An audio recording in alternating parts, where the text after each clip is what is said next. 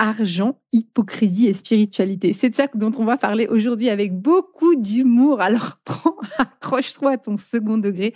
Aujourd'hui, j'ai l'honneur d'inviter Boubiana, dite sur les réseaux la Noirisienne, qui, en fait, sur ces réseaux, nous confronte à sa relation à l'argent. Alors, volontairement, tu verras dans ce podcast, elle va venir te chercher, elle va venir gratouiller. C'est son style, d'aller gratouiller là où ça fait un petit peu mal avec beaucoup d'humour. Ça passe ou ça casse, tu verras, elle le dira aussi dans ce podcast. Mais en fait, ce podcast, il était intéressant pour moi. C'était important de te transmettre son regard sur, finalement, ce qui est important, c'est toi. Quelle est ta relation aujourd'hui avec l'argent? Est-ce que c'est confortable? Est-ce que c'est désagréable? Est-ce que Boubiana, elle vient te chicoter? Est-ce que ça fait mal? Est-ce que ça dérange? Ou est-ce que le sujet est assez léger pour prendre avec un peu de recul, un peu beaucoup d'humour, en tout cas, cette relation-là? L'argent, c'est quelque chose qui cristallise beaucoup de choses en nous. Donc, il y a un indicateur de ce qu'on doit encore travailler dans notre rapport aux autres, l'image qu'on veut donner aux autres, parce que l'argent est des fois le médium de ce qu'on veut transmettre, de ce qu'on veut véhiculer dans nos vêtements, dans notre manière d'être. Parfois, on veut se cacher. Ça va être aussi un indicateur pour nous dans le développement de est-ce que on est dans une relation saine avec ça, avec notre histoire, du vécu qu'on a avec l'argent, dans notre traumatisme. C'est le mot qu'elle utilise à des moments, Boubiana, de la relation à l'argent dans nos familles. Donc, ça va aussi cristalliser cet aspect-là, cette vision de notre histoire. Et ça vient aussi dans notre rapport à nos propres envies, nos propres désirs, dans une culture, dans une vision peut-être plus judéo-chrétienne où désirer, c'est tout de suite quelque chose de mauvais. Donc ça vient gratter tout ça et l'histoire de l'argent est très importante pour moi pour venir te dire où est-ce que tu en es aujourd'hui, où est-ce que tu as envie d'avancer et d'évoluer et de le prendre uniquement comme un indicateur d'évolution intérieure, d'être juste en paix avec cet aspect de notre vie. Bonjour, moi c'est Virginie, auteure du roman Namata, là où tout commence, dans lequel je vous livre mon histoire entre le Brésil, l'Afrique et l'Europe. Initiée dans une tradition afro-brésilienne depuis plus de 10 ans, je suis aujourd'hui accompagnatrice spirituelle multiculturelle. J'invite chacun et chacune à initier son pèlerinage intérieur pour trouver sa propre foi. Dans ce podcast, on parle religion, spiritualité sans langue de bois, sans tabou et dans le respect indispensable des croyances de chacun. Alors bonjour à toutes et tous. Aujourd'hui, j'ai le plaisir d'accueillir Boubiana, que vous connaissez peut-être un petit peu mieux sous le nom de la Noirisienne. Elle vit en Noiриzie d'ailleurs. Elle recherche, ou elle a peut-être trouvé, on ne sait pas, un Noirisien, on ne sait pas. Mais en tout cas, aujourd'hui, on va venir vous chicoter là, un petit peu sur la relation de l'argent. Alors, bienvenue Boubiana, bonjour. Hello Virginie, merci beaucoup pour l'invitation. Donc, je suis très contente de sortir de ma Noirisizie pour venir à ta rencontre et chicoter les gens sur leur rapport à l'argent. En fait, c'est vrai que je t'ai sollicité parce que, moi, tu vois, je fais un podcast sur la spiritualité et tout de suite, alors déjà, la relation à l'argent, c'est tout un thème dans la vie, mais tout de suite, relation à la spiritualité et l'argent, ça y est, il y a encore moins, plus personne. Il y a quelqu'un qui me disait, oui, mais moi, quand je vais à l'église, je paye rien. Ah oui, mais écoute, le Vatican, c'est quand même pas une structure qui est issue de la pauvreté. Voyons, ils ont leur banque. Donc, il y a une espèce d'hypocrisie derrière. Donc, c'est pour ça que je trouvais hyper important de t'inviter. Mais avant, je vais rembobiner. C'est Boubiana, avant de devenir la Noirisienne, qui tu es? Quelle est ton histoire, en fait? Avant de devenir la Noirisienne, je suis surtout une amoureuse de la vie, une épicurienne, une fille qui aime le lifestyle, le confort, qui aime bien vivre et jouir de son temps comme elle l'entend. J'aime la liberté. Et c'est ce qui mène tout simplement en général beaucoup à entreprendre assez tôt, tout simplement pour gérer notre emploi du temps, notre temps avec qui on travaille, comme on l'entend. Donc c'est pour ça que j'ai été très vite entrepreneur dès mes 20 ans, avant même de vraiment connaître le salariat, et du coup j'ai un amour passionnel pour l'entrepreneuriat. C'est un amour un peu toxique quelquefois parce que ça n'a pas que des bons côtés, mais tout est dur, il n'y a rien qui ne soit pas qui soit complètement facile, mais on choisit sa difficulté. Donc moi je suis, je dirais en gros, une viveuse Une viveuse. Une viveuse, une épicurienne. D'ailleurs, mon prénom signifie vivante. Donc, je suis obligée de vivre pleinement. Et pour ça, je l'ai compris très tôt qu'il me fallait de l'argent, en fait, pour vivre pleinement. Voilà comment j'en suis arrivée à avoir ce rapport avec l'argent aujourd'hui. On aura l'occasion de développer plus ce sujet dans le podcast. C'est ça, en plus, t'es une multi-entrepreneuse, c'est-à-dire que tu as Maison Anna, une maison de bijoux. Tu accompagnes, tu fais du consulting pour accompagner certains entrepreneurs et tu travailles aussi comme commercial pour des grandes marques. Est-ce que je résume un peu? Et je suis sûre qu'il y a des choses que je ne sais pas. Il y a des projets. Exactement. Dans les grandes lignes, tu as très bien résumé. Je suis commerciale, j'ai une marque de bijoux, parce que j'ai commencé dans l'artisanat, dans la bijouterie. J'accompagne aussi les femmes entrepreneurs sur leur montée en compétences, sur la vente et sur la stratégie commerciale dans mon cabinet. J'ai aussi un show, parce que j'aime bien monter sur scène pour impacter positivement les personnes sur leur rapport à l'argent, que j'ai appelé le Noirisienne Show, que je fais une fois par an. Et puis je pourrais faire encore 1 milliard d'autres choses, parce que quand on est une viveuse, on ne se limite pas, on fait ce qui nous fait vibrer, tout simplement. C'est ça, puis en plus, ton show, j'ai eu cette chance d'y participer, vraiment, ça jouait sur un week-end où j'étais à Paris, et c'était un moment magnifique où effectivement, là, tu réunis ta présence sur scène, donc évidemment, tu es quelqu'un qui a beaucoup d'humour, enfin moi, j'apprécie cet humour un peu caustique, un peu déplacé, on aime ou on aime, en fait, c'est vrai que on aime ou on n'aime pas ton contenu. Oui, complètement, c'est soit tout noir, soit tout blanc, il n'y a pas de gris, c'est on m'aime ou on me déteste, il n'y a pas de je la tolère, non, on m'aime ou pas du tout. Je le sais, je l'accepte, c'est complètement OK. Et vraiment, tu nous partages dans ce show notamment tes rendez-vous, tes dates, avec ce qu'on va découvrir en fait dans ton monde. En fait, ce qui dérange en Noirisy, c'est ces va-nu-pieds qui sont très, voilà, tous ces rendez-vous que tu as avec ces va-nu-pieds. Et en plus, on est dans un lieu magnifique. Donc tu l'as refait cette année au Petit Olympia. Et en fait, on peut manger pendant le spectacle. Donc ça combine ton show, le fait, cet amour aussi de la gastronomie, de l'alimentation, et puis de participer à un spectacle d'humour. En tout cas, c'est une belle expérience si tu le refais cette année. Moi, j'encourage tout un chacun à aller te voir au Petit Olympia. Cette année, le show, il avait pas lieu en fin d'année, il a lieu en début d'année, il est en janvier, donc du coup, il est déjà passé. Donc, ce sera pour l'année 2025, le prochain. À moins que je décide d'en faire un d'ici la fin d'année, mais du coup, ce sera un nouveau show sur un nouveau thème. Mais oui, je prends plaisir à réunir tout ce que j'aime et à créer quelque chose, une expérience autour de tout ce que j'aime, de tout ce que je suis, tout simplement. Et c'est une des choses qui est liée à mon rapport à l'argent, c'est que je crois que capitaliser sur moi-même suffit largement pour gagner de l'argent. Bien souvent, on cherche 1001 façons de gagner de l'argent, alors que déjà miser sur soi, c'est déjà un excellent départ, surtout quand on pense qu'on n'a rien, soi-disant. On n'a jamais rien. On a toujours soi. Et ça, je l'ai très vite compris. J'ai très vite compris que si je misais sur moi-même, je pouvais créer de l'argent, je pouvais créer de la magie, on va dire ça comme ça. Je pouvais créer quelque chose d'impactant. Mais ça demande vraiment de se connaître et surtout de se faire confiance pour se dire, oui, les gens sont prêts à payer, sont prêts à miser sur toi aussi. Et ça, si vous n'avez pas travaillé sur votre rapport à l'argent, c'est un peu compliqué de faire ce genre de choses.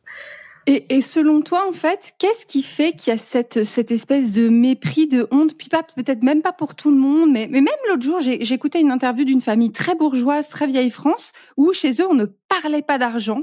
Ils avaient en fait un château avec des problèmes d'argent phénoménaux, donc ils avaient pas. Puis ils disaient, chez nous, on ne parle pas d'argent, on ne dit pas en fait, on ne dit pas les choses. Donc même dans des milieux très vraiment là, c'était vraiment l'aristocratie française. Selon toi, qu'est-ce qui fait qu'il y a cette espèce d'inconfort, en tout cas cette espèce quand même de mépris? Moi, j'utilise le mot mépris lié à l'argent. Alors, je pourrais pas faire de généralité parce que je saurais pas dire ce qui fait que les gens réagissent comme ils réagissent. Pour ma part, de mes expériences, je pense que c'est d'abord à cause du regard des autres. Peut-être que nous, on a fait ce travail sur nous-mêmes, on est complètement OK pour parler d'argent, mais on peut être un peu refroidi par la réaction des autres. Que ce soit du côté où j'ai plein d'argent et je le dis, donc on peut avoir la personne en face qui a réagi, mais oh, tu te la pètes, oh, l'argent, c'est pas bien, tu devrais pas en parler comme ça, enfin, tu devrais être plus discrète, patati patata. Donc, tu avais l'impression de parler de quelque chose de mal, qui dérange les gens.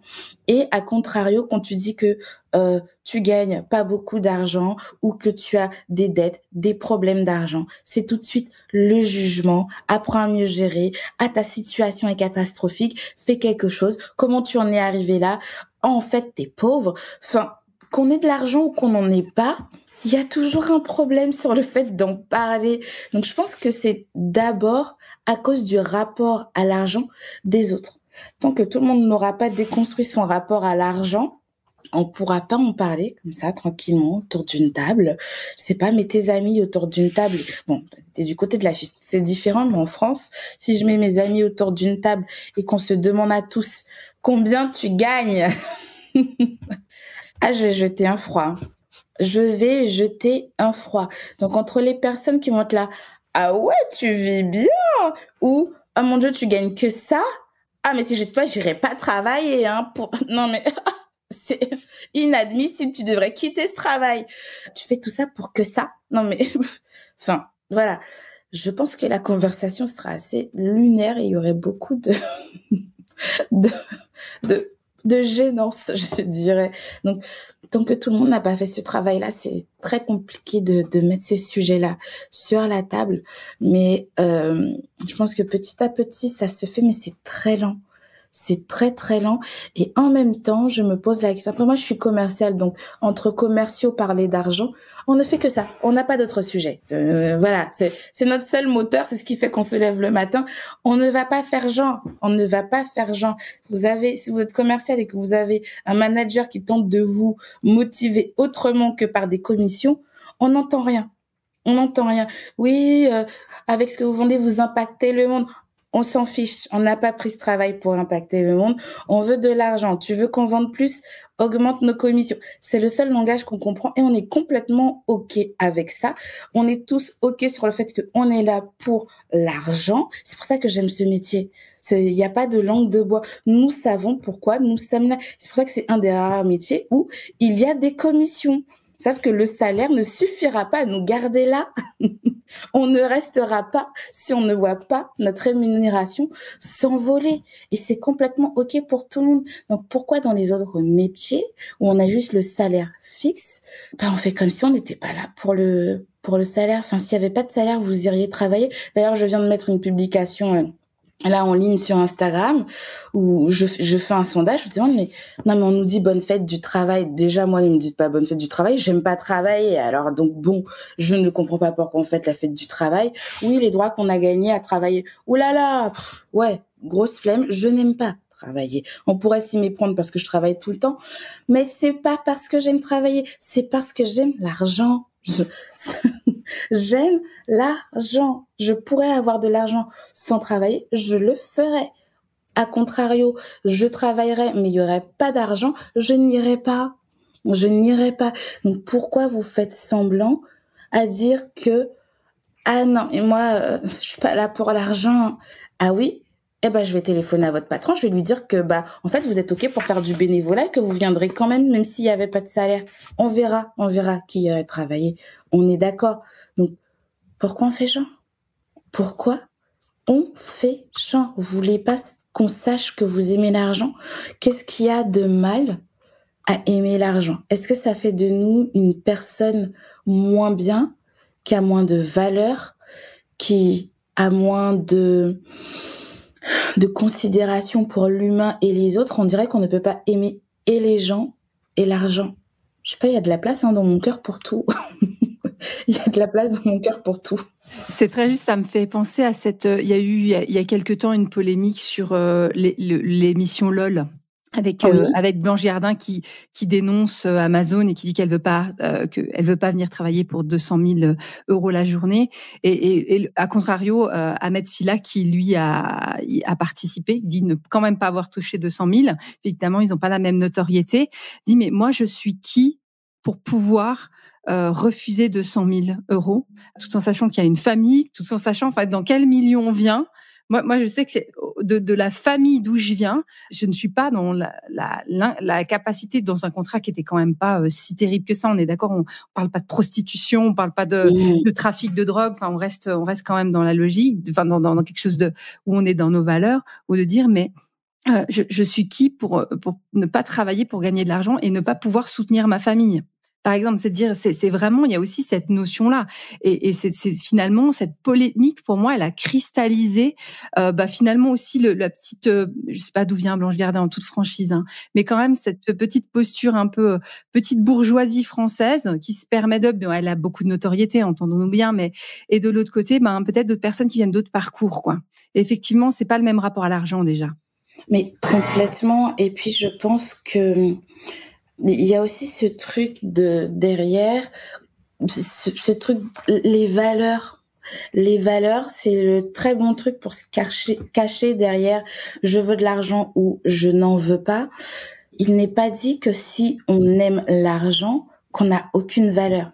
Effectivement, ça va être souvent notre limite à accepter de gagner cet argent ou pas, mais les lignes de nos valeurs ne sont pas positionnées au même endroit selon d'où on vient, selon les problématiques qu'on traverse, selon notre contexte à nous, selon notre éducation. Du coup, on peut avoir du jugement par rapport à quelqu'un qui va accepter ces 200 000 euros et l'autre qu'on va applaudir parce qu'elle a l'air de soutenir des valeurs. Oui, je ne soutiendrai pas Amazon, patati patata. Mais ils n'ont pas la même vie, en fait. Ils ont pas la même vie. Ils viennent pas du même milieu, quoi. Ils ont pas le même milieu, ils ont pas les mêmes choses à faire avec cet argent, ils ont pas les mêmes enjeux. Donc, je vois pas pourquoi on applaudirait plus une Blanche Gardin qui a l'air de défendre quelque chose de sociétal, voilà, et un Ahmed Silla qui juste défend sa vie, en fait. En quoi ça a moins de valeur? La Blanche Gardin, elle peut se le permettre, et c'est ok pour elle, mais elle peut se le permettre pourquoi? Parce qu'elle est déjà bien.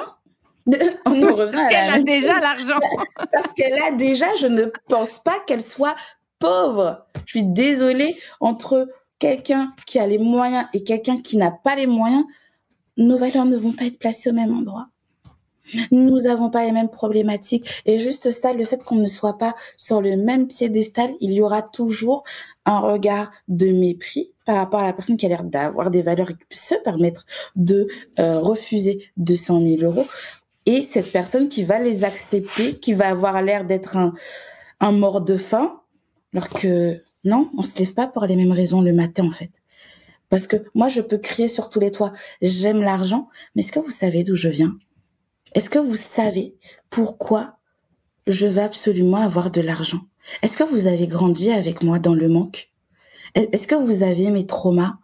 Est-ce que donc si tu ne les as pas, tu ne me comprends pas, ne me parle pas, en fait. Reste avec tes convictions et c'est ok, je les respecte, que je respecte le fait qu'on n'aime pas l'argent, tu crois que l'argent ce n'est pas bien, tu méprises l'argent, c'est ok, mais garde ça pour toi. N'essaie pas de me convaincre. Moi, j'ai horreur des débats. Faut savoir que j'ai horreur des débats parce que j'ai l'impression que pour moi, un bon débat, c'est on respecte la vie de chacun, mais on sait s'exprimer. Et c'est ok, on s'écoute. On n'est pas obligé d'aller dans le même sens. Mais le débat où la personne essaie de me convaincre absolument que c'est lui qui a raison et que je dois me ranger de son côté, non, nul ne peut me convaincre que l'argent, c'est mal, c'est pas bien et qu'il ne faut pas en gagner. Je refuse. Je refuse. Parce que de là où je viens, ce qui m'a donné un souffle, ce qui m'a permis de sortir la tête de l'eau, c'est quand j'ai commencé à gagner de l'argent, en fait. Donc, on pourra diaboliser l'argent comme on veut. Ce n'est pas mon rapport à l'argent, ce n'est pas mon histoire et je ne vais pas prendre ton histoire et ton rapport à l'argent pour commencer à mépriser l'argent et les gens qui aiment ça. Donc, peu importe ce qu'on peut vous dire autour sur l'argent, vous avez le droit de rester debout et de défendre votre propre conviction par rapport à l'argent, comme vous auriez défendu un cercle LGBT, comme vous auriez défendu une femme violentée par son mari, peu importe vos valeurs que vous auriez défendues, l'argent peut en faire partie, en fait. C'est parce que vous défendez l'argent que ça fait de vous une personne vénale, une personne matérialiste. Et même si c'est le cas, j'ai aucun problème avec ça. Ça me dérange pas. Puis aussi, c'est vraiment cette l'hypocrisie qu'il peut y avoir. Moi, j'ai eu ce comportement, peut-être, je veux travailler en ONG, j'ai beaucoup travaillé en milieu associatif. Et un jour, j'ai pris une grande gifle, par exemple. Donc, nous, en Suisse, il y a des grandes marques de type Nestlé, de type Philippe Morris, les cigarettes, par exemple. Voilà, le truc bien lourd. Hein. Et moi, je travaillais à la Croix-Rouge. Et j'étais là, moi, je pourrais jamais travailler chez Philippe Morris pour des cigarettes, voilà. Alors, j'y ai jamais travaillé, mais à un moment, en fait, quand on a regardé dans les comptes, il y avait à un moment le bilan final, combien la Croix-Rouge était subventionnée par un cigarettier. En fait, une partie de mon salaire venait de les cigarettes.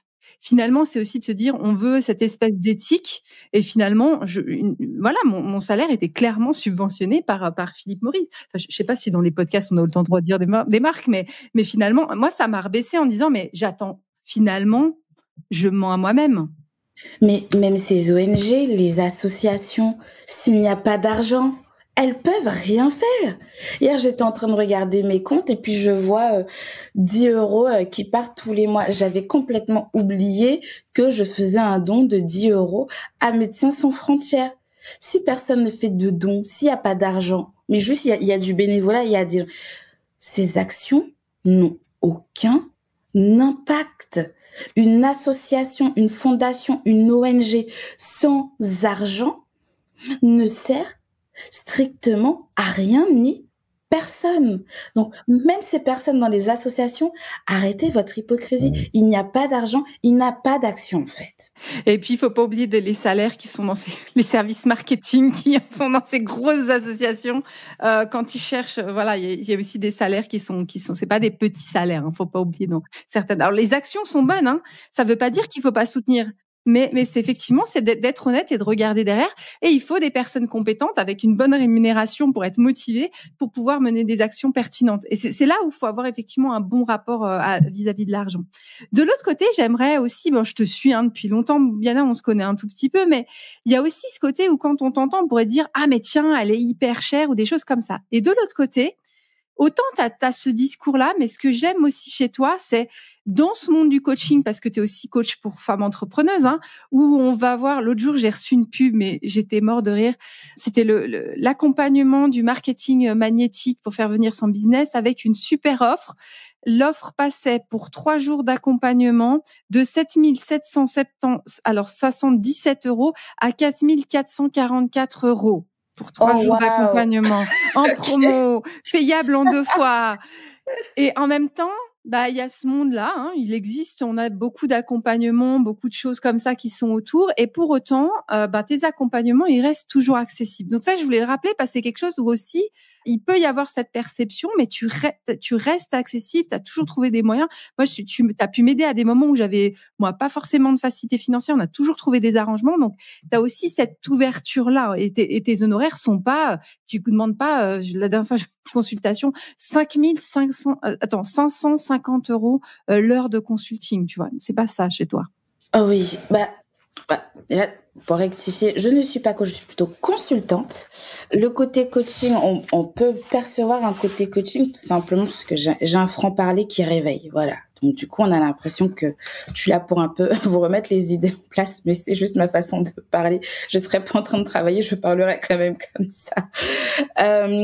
Deuxièmement, comme je le disais tout à l'heure, c'est pas parce qu'on aime l'argent qu'on n'a pas de valeur.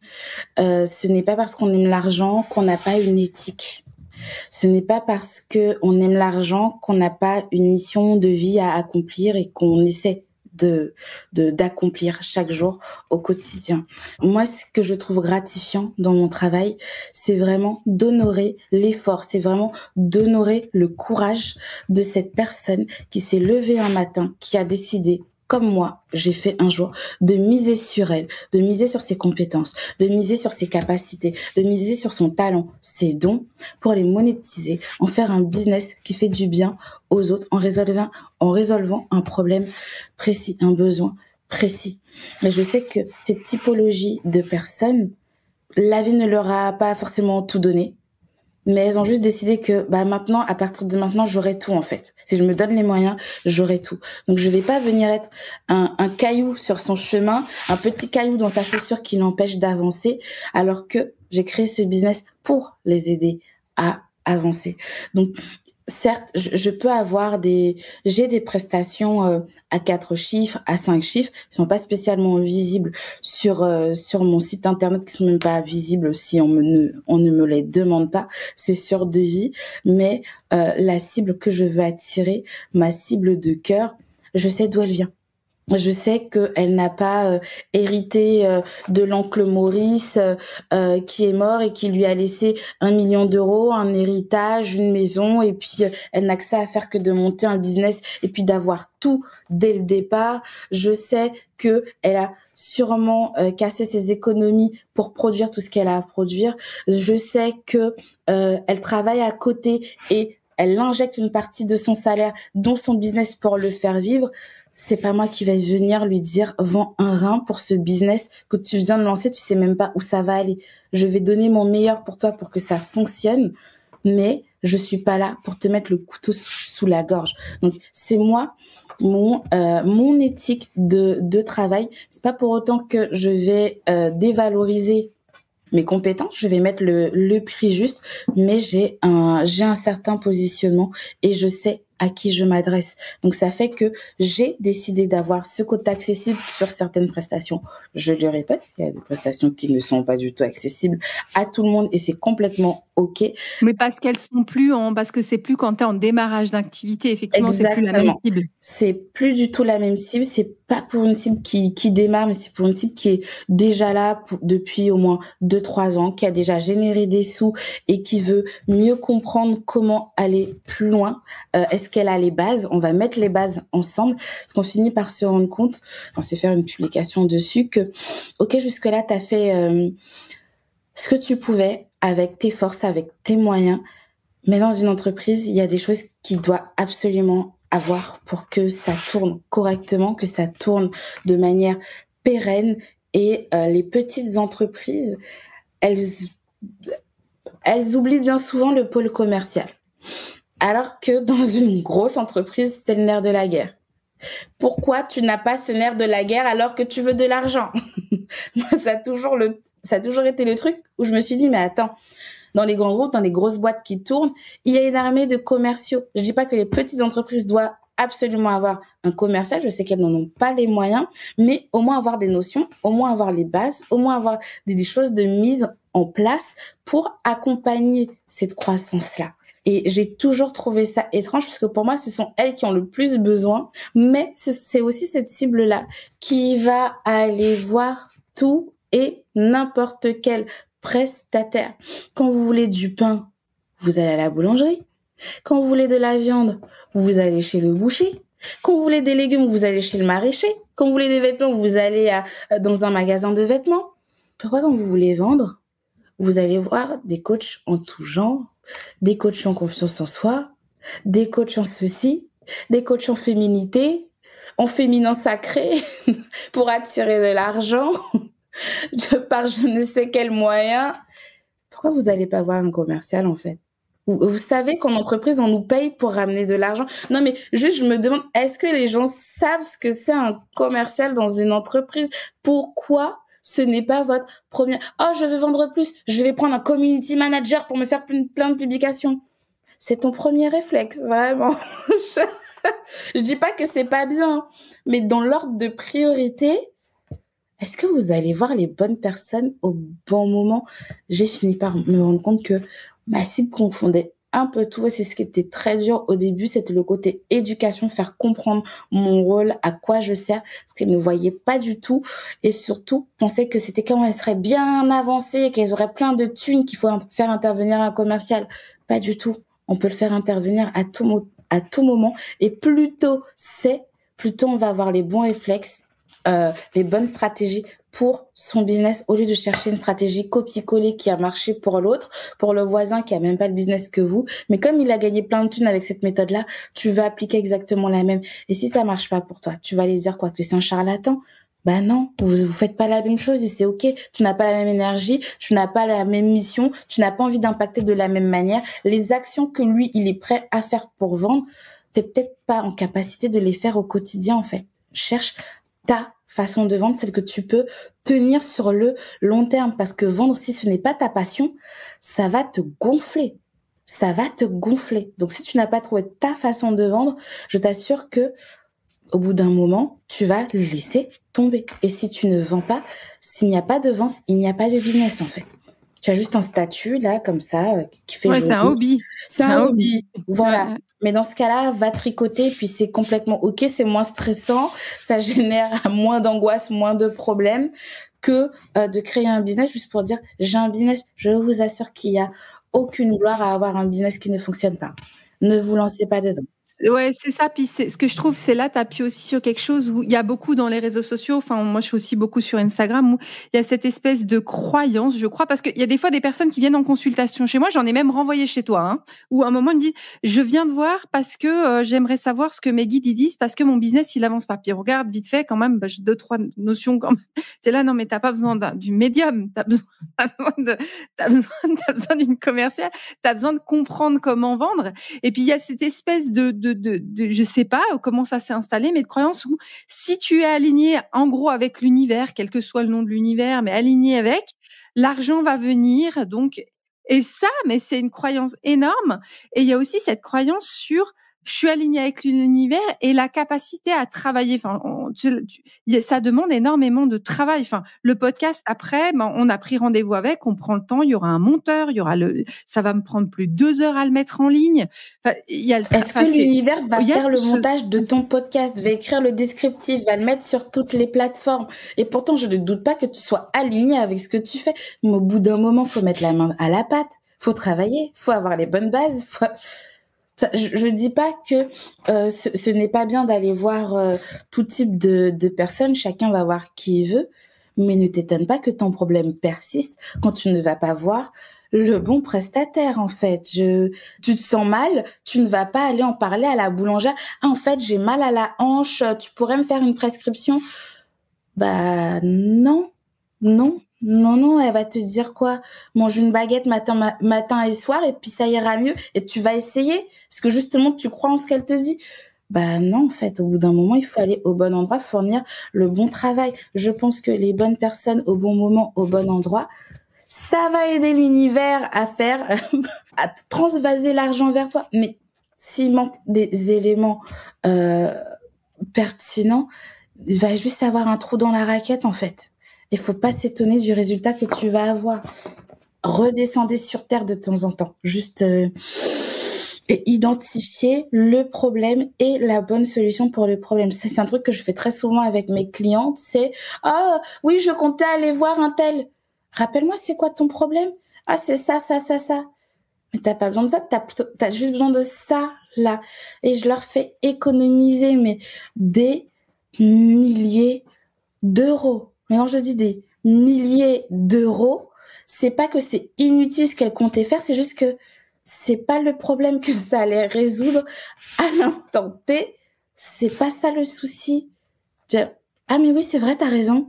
Mais je pense qu'aussi c'est un manque de connaissance de tout type de prestataires dont on peut avoir besoin en entreprise. Moi, pour avoir été dans l'artisanat, donc côté marque, il y a plein d'éléments que j'ai en tête et pour avoir fait beaucoup de B2B, j'ai les codes. Et quand on n'a pas les codes, eh ben, on comble les trous comme on peut avec ce qu'on pense être les solutions. Demandez à des gens qui savent. Vous allez gagner beaucoup de temps et vous allez économiser beaucoup d'argent. Moi, pour avoir déjà consulté des personnes qui ne comprenaient pas ce que je fais, mais qui avaient un domaine d'expertise, ils vont juste me conseiller par rapport à leur domaine d'expertise. On peut me demander, mais oui, vas-y, crée une formation. Mais je veux pas faire de la formation, en fait. Ça me parle. Je ne veux pas. J'ai essayé, hein, comme j'ai quand même payé cette personne, mais je me rends compte, j'ai bien avancé. Cette formation, elle existe, hein. J'ai jamais sorti. Quand j'aurais pu la vendre 4 000, 5 000 euros, mais j'ai pas envie de faire de la formation. J'ai jamais eu envie d'en faire. Je déteste moi-même les formations, participer à des formations en ligne. Donc, moi, animer une formation, mais j'étais pas du tout alignée avec moi-même. J'ai fini la formation.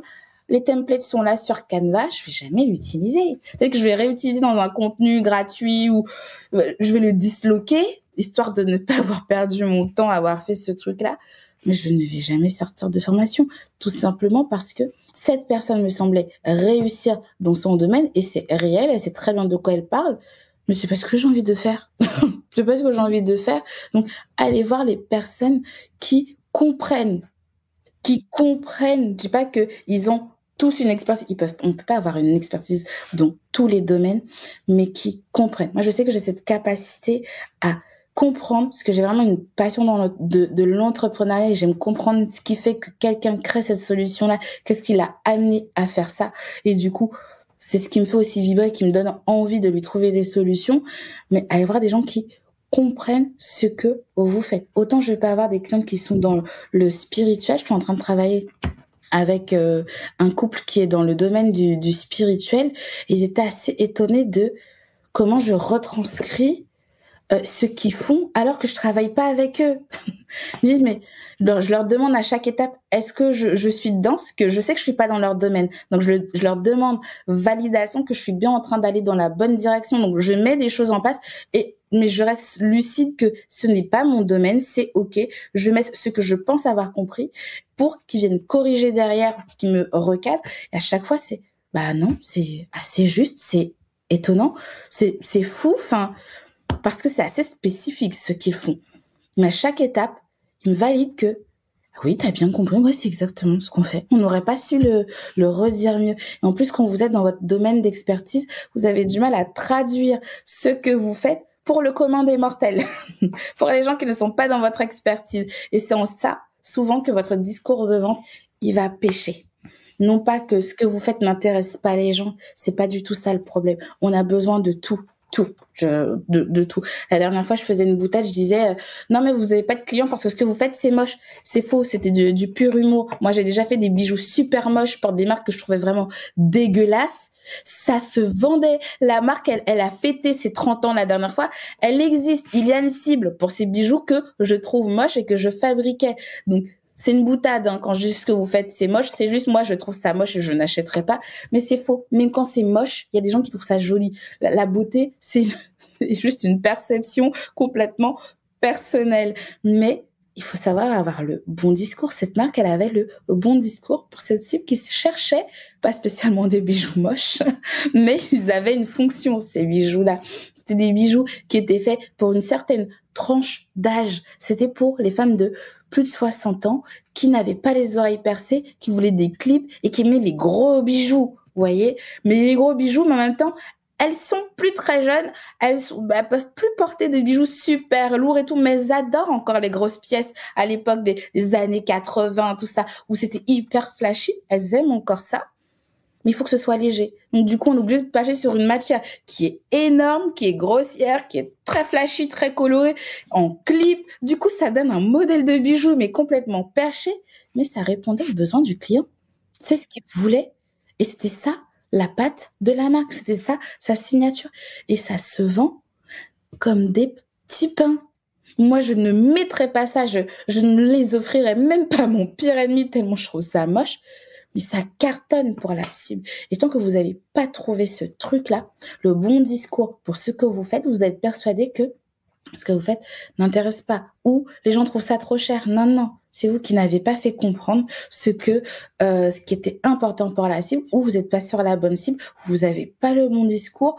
Mais il y a toujours un chemin à créer. Et moi, c'est le chemin que j'aime creuser. C'est pour ça que je vais perdre énormément de prospects parce qu'ils n'ont pas cette patience-là pour chercher. Ils veulent une solution miracle. Non, mais l'autre, elle a dit que oui, si je viens la voir pour 4 000 euros, on va faire ça.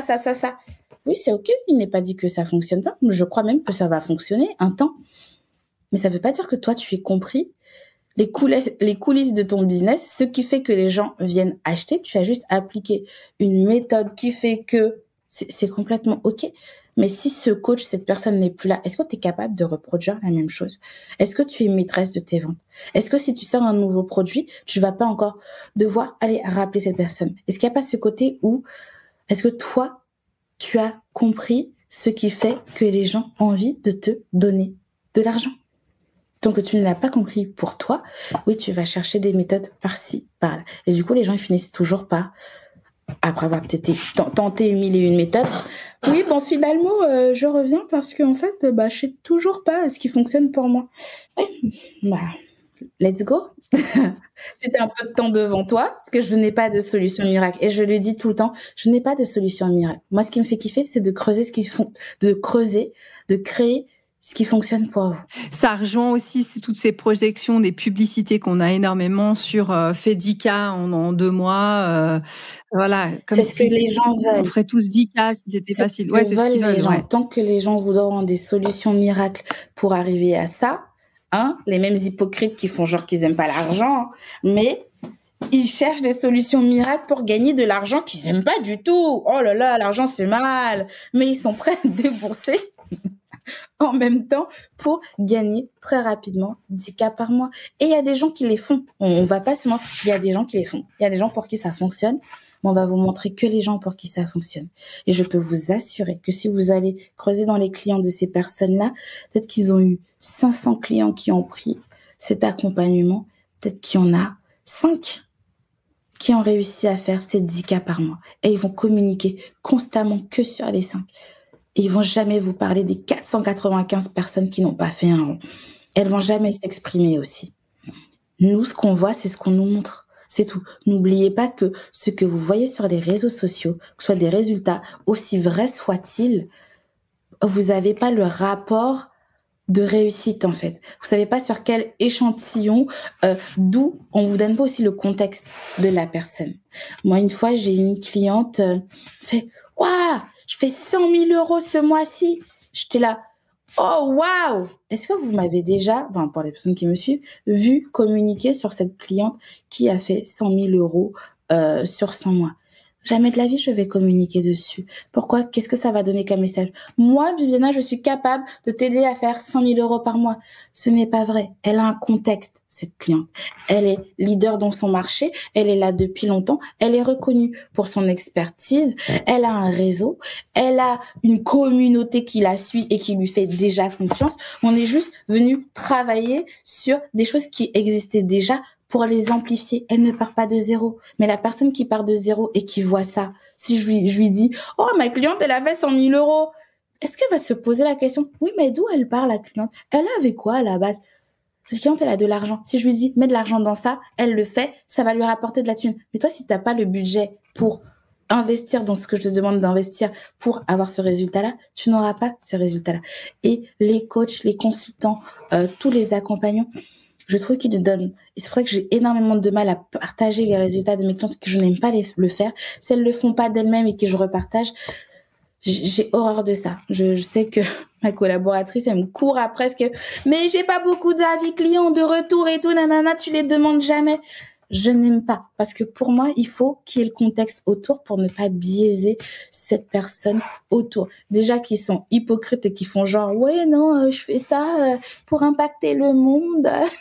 Ils font pas ça pour l'argent, soi-disant. Mais en tout cas, c'est ce qui va les attirer. Donc, arrêtez. Si le résultat de l'argent, c'est quelque chose qui vous attire, si le confort, le luxe vous attire, c'est ok en fait d'exprimer que vous aimez le confort. Arrêtez cette hypocrisie. Je vous assure que ça fait pas de vous une mauvaise personne. Et tant que vous êtes ok avec vous-même, moi quand on me dit, des fois on essaie de me piquer genre, non mais toi t'aimes que l'argent, comme si c'était une insulte.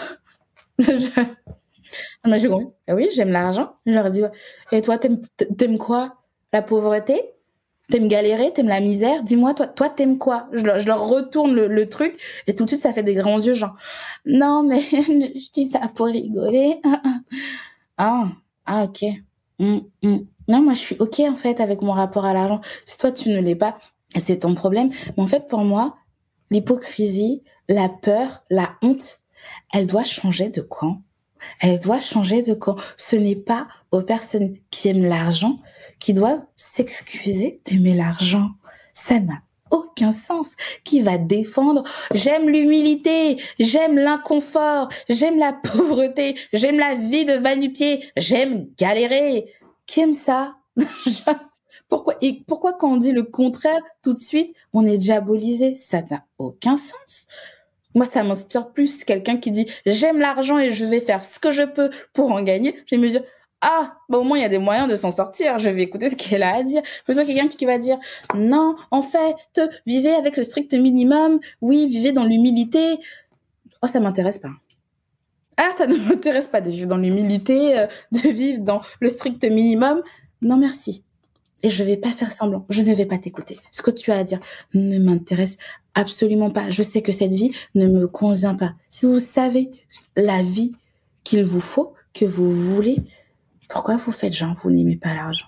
Moi, je lui ai dit, je ne veux pas prendre les transports en commun. Je trouve ça dégueulasse. Moi, vraiment, je fais des crises d'angoisse dans les transports en commun. Surtout quand ce sont pas les métros qui sont tout neufs, là, parce que ils alternent, ils nous mettent des métros dégueulasses, les anciens, et les métros neufs. Quand le métro, il est neuf, ça va, ça apaise mon cœur parce qu'il est flambant neuf. Mais quand ils nous mettent les anciens métros comme j'ai eu hier, je peux faire des crises d'angoisse. Pourquoi? Parce que ça me rappelle que je suis pauvre et que je n'ai pas de chauffeur, en fait. Moi, ça me rappelle que c'est pas là ma place. Ma place n'est pas dans les transports en commun. Et je peux paraître condescendante, odieuse, hautaine quand je dis ça, mais je suis désolée, ma place n'est pas dans les transports en commun. Et c'est pas parce que je dis que ma place n'y est pas que je crache sur ces millions de personnes qui prennent les transports. S'ils estiment que leur place c'est là et c'est ok, que c'est génial le métro, mais ça ne regarde que je parle pour moi. Je parle pour moi. Oui, mais s'il n'y avait pas les transports en commun, tu ferais comment? Waouh, ma vie ne serait pas plus naze si les transports en commun n'existaient pas. Je serais ravie. Je vivais à la montagne, je ne prenais jamais les transports en commun. J'étais beaucoup plus détendue, en fait. Je suis désolée, les transports en commun, c'est génial. Ok. Mais j'estime que ce n'est pas ma place. Et à chaque fois que j'y mets les pieds, ça me rappelle que meuf, va bosser. Tu dois sortir de là. Oh, tu dois plus remettre tes pieds ici. Que quand c'est sale là, à chaque fois, pourtant ça fait des années que je prends les transports en commun, je ne m'y fais pas. Je ne m'y fais pas. Quand je suis dans le bus, je suis coincée là, je suis à genre, mais je dois pas être dans un bus. Je dois être dans mon propre véhicule, seule à l'arrière, en fait. Et dire au chauffeur, on va directement là. Je ne veux pas m'arrêter à tous les arrêts. Je ne vais pas là. Enfin, ça me rend ouf. Et qu'on ait une mentalité comme ça, tout le temps pour tout et n'importe quoi. Genre, je suis incapable de manger un truc que je trouve juste fade ou qui n'est pas excellent. Dans mon assiette, ça doit être excellent. À chaque repas, tout le temps. On me dit, mais tu peux pas manger des trucs super bons tout le temps. Si. Moi, mon être me crie, ah non, mais plus jamais on mange ce truc. Hein. Oh, plus jamais on met les pieds là.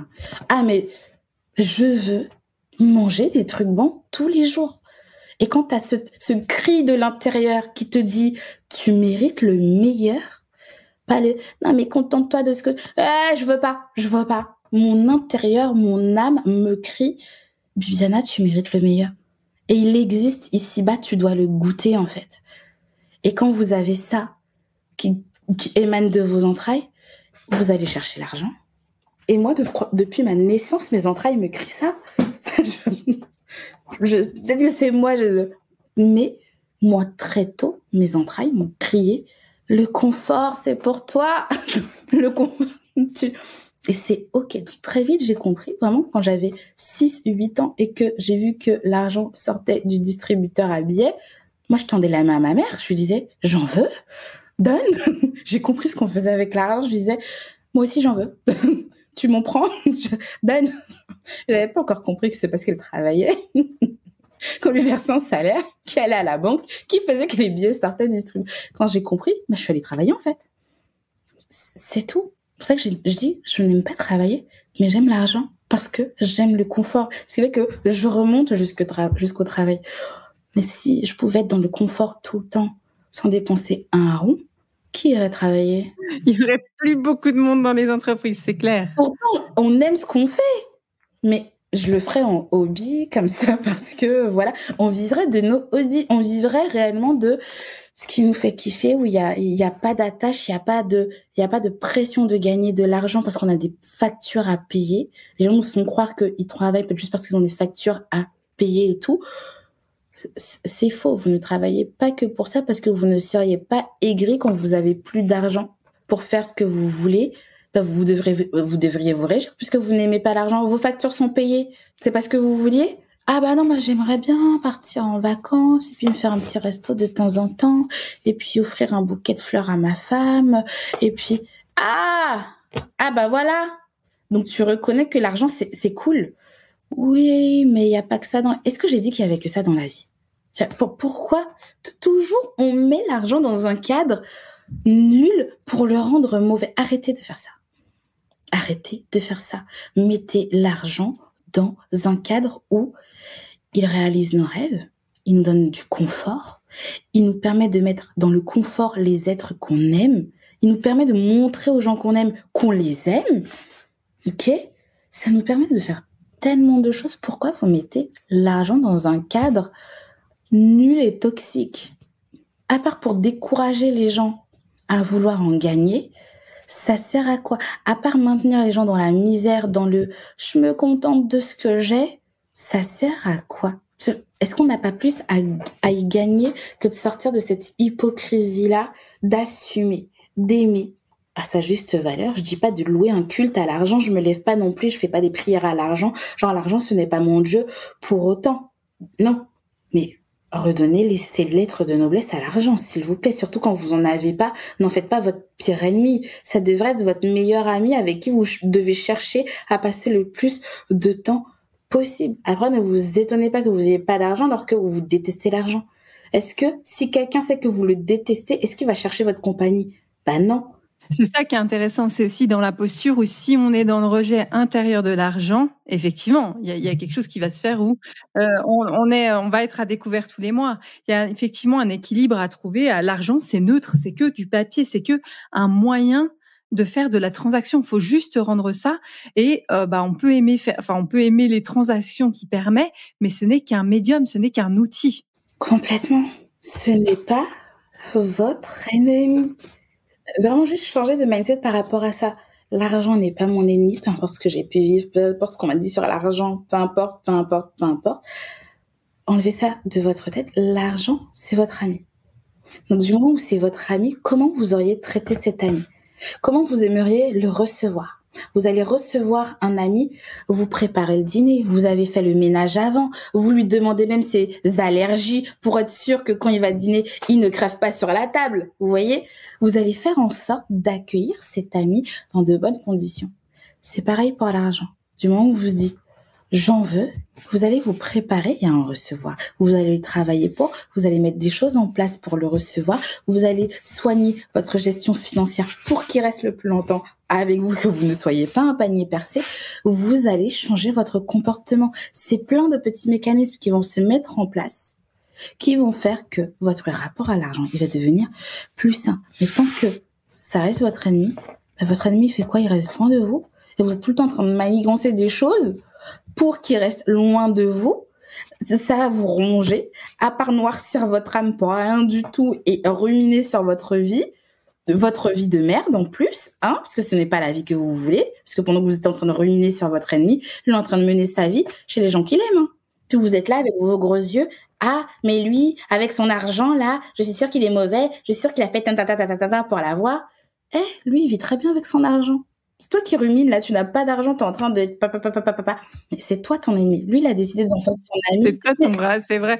C'est vraiment ce rapport-là il y a vraiment une histoire de mindset. Effectivement, en plus, on va jalouser l'autre qui a plus, c'est exactement Mais je croyais que t'en voulais pas. Pourquoi t'es jaloux? Je croyais que la c'était mal. Pourquoi t'es jaloux? Enfin, ça n'a aucun sens. Soi-disant, tu n'aimes pas l'argent. L'argent, c'est mal. Mais quand tu vois des gens qui en ont beaucoup, t'as 1 million de choses à redire dessus.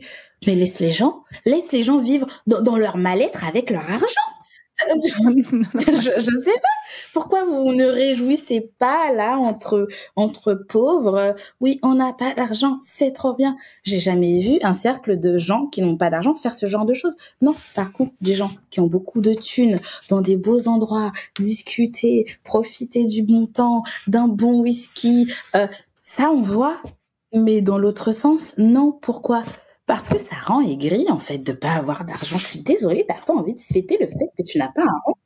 C'est ça, il y a effectivement, soit il y a le fait qu'il y en a qui ont des vies de sobriété, mais qui le choisissent pleinement, puis finalement, ils ont un rapport sain à l'argent dans le sens où c'est un choix de vie qu'ils ont fait. Effectivement, quand on subit sa vie, bah là, ça devient compliqué. À la limite, tu veux prendre une troupeau de chèvres dans le Larzac, vivre avec l'eau de la rivière. Si tu choisis que tu es convaincu et puis que c'est ton choix pour toi, puis que tu as la dose d'argent qui est quand même nécessaire pour réaliser ton projet, c'est OK. Mais effectivement, c'est d'être dans cette espèce de situation perpétuelle de manque, d'envier toujours l'autre, c'est là ce qui rend vraiment, vraiment malsain, en fait, la relation à l'argent.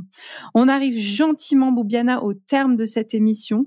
Est-ce que tu avais une dernière information à passer? Que vous dire de plus à part le fait que c'est OK d'aimer l'argent et que vous n'êtes pas obligé de vous ranger du côté des personnes qui n'aiment pas ça sous prétexte que ça leur donne une meilleure image, une meilleure estime d'eux-mêmes, de faire croire que l'argent c'est mal. Ça se trouve, ils ont 1 million d'euros qui dort là sur un compte et ils font genre que l'argent c'est mal. Non, ne les écoutez pas si ce n'est pas votre cas. Cherchez votre argent. Vous serez ravis de voir tout ce que l'argent peut vous apporter quand vous avez un rapport sain avec cet argent-là. L'argent ne rend pas mauvais. C'est ce qu'on en fait qui peut être mauvais. Si vous êtes pas une mauvaise personne, il n'y a pas de raison que vous fassiez des choses mauvaises avec votre argent ou que vous fassiez des choses mauvaises pour en gagner. Je n'ai jamais fait de mauvaises choses pour gagner de l'argent. Jamais. C'est complètement OK. Donc, détendez-vous. C'est ça, c'est vraiment beau, c'est exactement ça, je crois vraiment, c'est dire l'argent, il va être utilisé comme on est. Enfin, c'est vraiment ça aussi. C'est vraiment avec la personne qu'on est. Donc, de se regarder soi-même, si on est une personne alignée, si on est une personne qui a, tu as parlé plusieurs fois d'éthique dans ton partage, ça c'est hyper important. Boubiana, pour te suivre, on peut te suivre sur Instagram? Oui, alors, vous pouvez sur Instagram à @la_noirisienne. Vous pouvez aussi vous rendre sur mon site www.noirisienne.com. Vous allez retrouver tout ce que je fais, mes articles, mon club. Il y a un club gratuit avec plein de ressources vente si c'est quelque chose que vous recherchez ou j'actualise tous les mois. Qu'est-ce que vous pouvez retrouver d'autre? Je suis aussi sur Thread très souvent, mais là je raconte que des bêtises, donc si c'est juste pour vous divertir, allez-y. Mais j'aime bien, mais j'adore Thread. Tu viens, tu postes, tu t'en vas. C'est génial, c'est génial. Donc, vous pouvez me retrouver là-bas pour échanger avec moi. Mais sinon, je réponds aussi en DM. Vous pouvez aussi me trouver sur LinkedIn à Bubiana Guillaume. Voilà. Ouais. Merci beaucoup, Boubiana. Alors, pour toutes celles et toutes qui ont écouté ce podcast, qui ont apprécié, n'hésitez pas à aller sur les réseaux sociaux de Boubiana. N'hésitez pas sur s'il y a des gens autour de vous qui ont besoin d'entendre ce qui a été dit, n'hésitez pas à le partager autour de vous pour faire connaître le podcast. Et n'hésitez pas, si tu as aimé, à liker sur ta plateforme d'écoute, mettre des commentaires. C'est la manière de soutenir le podcast. Merci beaucoup et à la semaine prochaine. Bye.